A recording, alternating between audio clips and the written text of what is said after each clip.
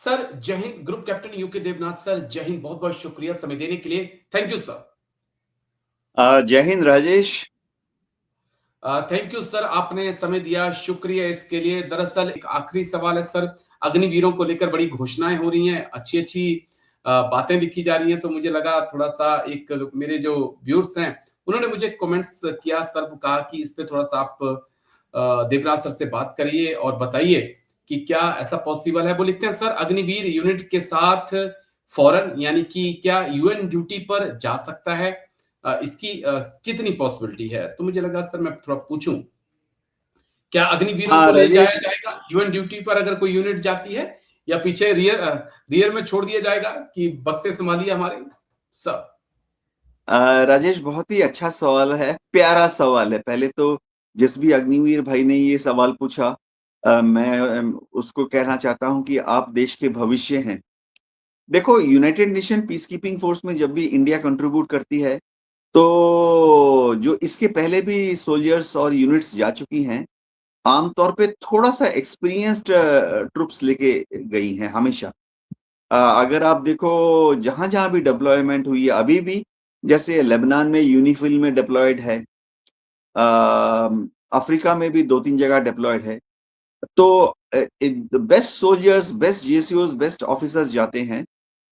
Officers भी अगर आप देखो, 1-2-3 साल सर्विस वाले ऑफिसर्स को आमतौर पर नहीं भेजा जाता। ऑफिसर्स भी जो जाते हैं 5 साल 6 साल की सर्विस वाले कैप्टन मेजर होते हैं। जरूरत क्या है कि कम से कम 4-5 साल का एक्सपीरियंस हो जवानों का भी, क्योंकि वहां पे जो जिम्मेवारी है वो ऐसी जिम्मेवारी है कि ना सिर्फ ऑपरेशनल, वरन जो पॉलिटिकल एनवायरनमेंट है उसको भी समझने की एक मैच्योरिटी चाहिए। इन सब United nation peace keeping force में हथियार का इस्तेमाल कम, प्यार मोहब्बत, मिलनसार व्यवहार और एक बहुत ही फ्रेंडली एटीट्यूड की दरकार ज्यादा होती है।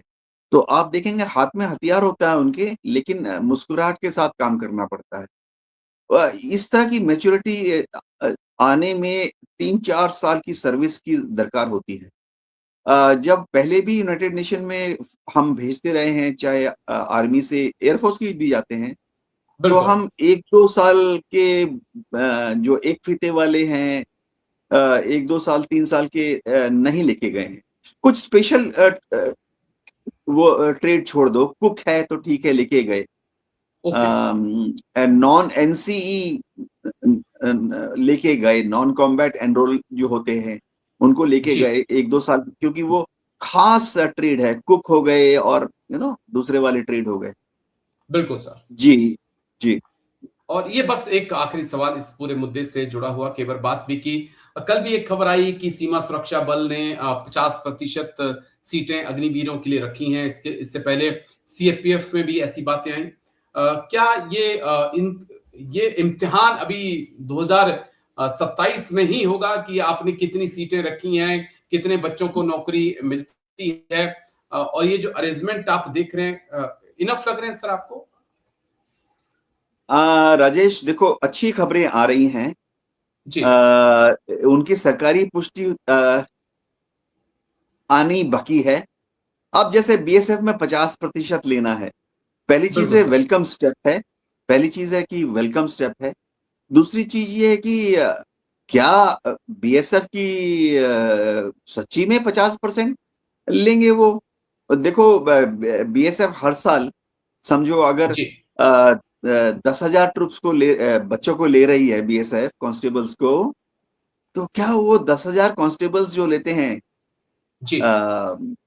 जो कॉम्बैट जनरल ड्यूटी वाले कांस्टेबल होते हैं, 10,000 में से क्या 5,000 अग्निवीर ले लेंगे? तो फिर वो एससी वाले जो कोटा है उसका क्या होगा? वो भी तो सीधा आ रहे हैं ना गलियों से, सिविलियन। बिल्कुल सर। एसटी वाले कोटा का क्या होगा? ओबीसी कोटा जो सिविलियन सीधा नजफगढ़ से आ रहा है, उसकी भर्ती कैसे होगी? Civilian OBC. आजकल तो ईडब्ल्यूएस का भी कुछ आने लगा है। जी। तो उसके बाद 50% अगर अग्निवीर के लेगा, तो एक दुविधा आएगी। जो सिविलियन जनरल कोटा वाला है वो बेचारा कहाँ घुसेगा? एग्री। तो जो जनरल को सिविलियन है जनरल कोटा जी वाला, उसके लिए तो तंबू में सिर घुसाने की जरूरत जगह नहीं बचेगी। और देखो ये जो है बीएसएफ 50% ले लेगी, इसमें बहुत सारी टेक्निकलिटीज हैं। बीएसएफ बोलता है कि थोड़ा लंबा छरारा जवान होना चाहिए। अब आर्मी में हमने कभी लंबाई पर जोर नहीं दिया, क्योंकि हमें मालूम था कि हमारा रोल दूसरा है। जी बीएसएफ देखो, मैं हम जैसे पहले बात कर, बीएसएफ में विजिबिलिटी चाहिए होती है।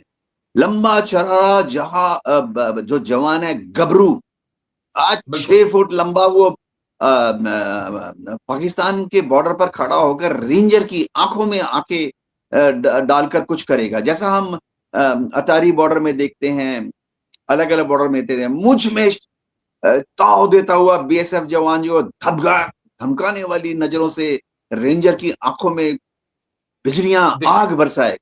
बीएसएफ का रोल विजिबल होता है। मैं बता देता हूं, ये ओके बॉर्डर में भी जब बीएसएफ डिप्लॉय होती है, उनका रोल कॉम्बैट रोल नहीं होता, उनको दिखना चाहिए, इसीलिए वो 6 फुटिया लेते हैं। जबकि जी हम छोटा जवान क्यों लेते हैं? तो हम तो ऐसे ही कहते हैं यार, गड्ढे के अंदर बैठ के सिर नीचे करके लड़ो। हम तो हमेशा चाहते हैं कि दुश्मन को आपकी आंख के अलावा कुछ भी नजर नहीं आई है। आंख के नीचे का आपका सारा शरीर जमीन के नीचे होना चाहिए, या दीवार के नीचे होना चाहिए, पीछे होना चाहिए। दूसरी बात राजेश, बहुत कॉम्प्लिकेटेड है, इतना आसान नहीं है। मेरे को समझ नहीं आ रहा, आपका कोर ऑफ ईएमई का एक जवान है जी जो कि टैंक तो बख्तरबंद की सर्विसिंग कर रहा, वो या कोर ऑफ सिग्नल का जवान है जो कि सिग्नल इक्विपमेंट हैंडल करता रहा है। बिल्कुल सर अब आप उसको, मेरे को समझ नहीं आ रहा कि आप उसको कैसे एक बंदूक देके, एक डंडा देकर खड़ा कर दोगे। सिग्नल कोर वाला हजम नहीं कर पाएगा राजेश। बिल्कुल कोर सर ऑफ ईएमई का जो टेक्निकल बंदा है वो हजम, एयरफोर्स वाला तो कोई जाएगा ही नहीं, मैं बता रहा हूं। अग्निवीर ज्वाइन करने के लिए एयरफोर्स से कोई नहीं जाएगा। मैं बात कर चुका हूं एयरफोर्स यूनिट्स में, वो सारे हंसते हैं। नेवी से भी, नेवी का कोई भी अग्निवीर जो है नेवी का, वो बीएसएफ सीएपी सीआरपीएफ ज्वाइन करने नहीं जाएगा यार। वो नेवी के शिप में रेडार का मेंटेनेंस कर रहा है, नेवी के शिप में वो उनकी long range missiles, air defence missiles की मेंटेनेंस कर रहा है। ब्रह्मोस बराक 8 ऑपरेट कर रहा है नेवी का सेलर। वो क्यों एक डंडा लेकर कल बीएसएफ आईटीबीपी की तरह, एसएसबी की तरह नेपाल बॉर्डर में खड़ा होकर पान के स्मगलर्स को ढूंढेगा? नहीं ये तो जाएगा राजेश।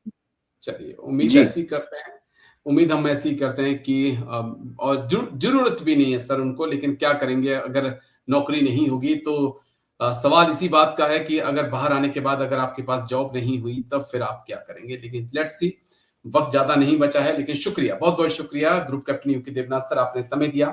थैंक यू सर, जय हिंद, take care, thank you sir, thank you जय सर। हिंद राजेश।